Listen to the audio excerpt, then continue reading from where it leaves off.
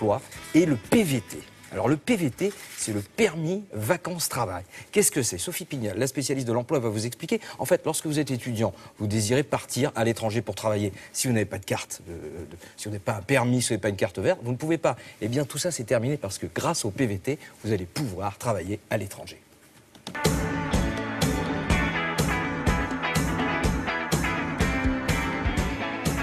Pour partir à l'étranger avec un permis vacances-travail, ou si vous préférez, un visa vacances-travail. Il faut être âgé de 18 à 35 ans et choisir comme destination un des 8 pays avec lesquels la France a signé un accord bilatéral.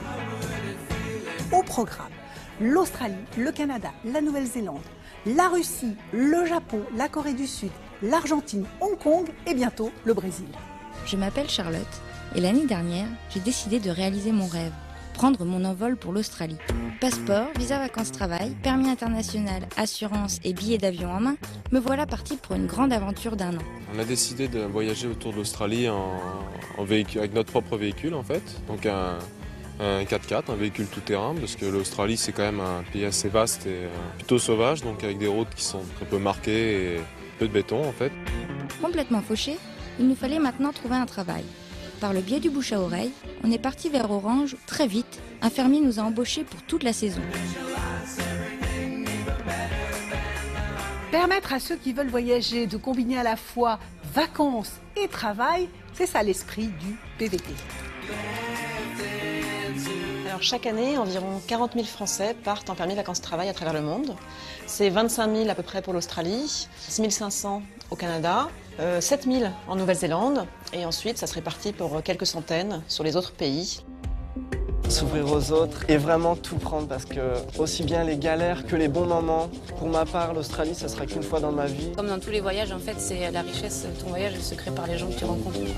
On a toute la même quête, je pense, indirectement. C'est la quête de l'aventure, puis aussi de savoir qu'est-ce qu'on fait vraiment dans notre vie. On a créé des ressources, des dossiers sur tous les aspects pratiques d'un départ à l'étranger, depuis les démarches avant de partir, qu'est-ce qu'on fait avec la sécurité sociale, les impôts, comment est-ce qu'on résilie son abonnement de téléphone portable, les démarches de dossier, comment faire sa demande en ligne ou en papier selon les pays, jusqu'à l'arrivée sur place, trouver un logement, trouver un emploi, acheter une voiture, voyager, et si ça se passe mal, qu'est-ce que je peux faire, et au retour aussi, de nouveau les impôts, la sécu, comment ça se passe.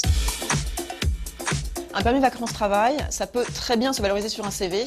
Partir un an à l'étranger, c'est de la logistique, c'est de la gestion de budget, c'est de la débrouillardise, donc c'est tout à fait valorisable. Sur le site pvtiste.net, vous allez trouver toutes les informations pour connaître les démarches à effectuer afin d'obtenir votre permis vacances-travail ou si vous préférez votre visa vacances-travail. Vous aurez également un aperçu de ce que peut apporter une telle expérience à travers le témoignage de ceux qui sont déjà partis. On voit le permis travail, mais bon, ça joue au volet, ça fait du paddle tranquillement. Enfin bon, vous savez que les voyages forment la jeunesse, ça tombe bien, parce que la jeunesse, elle va venir sur le plateau. C'est l'heure du sport avec Grégoire Tournon.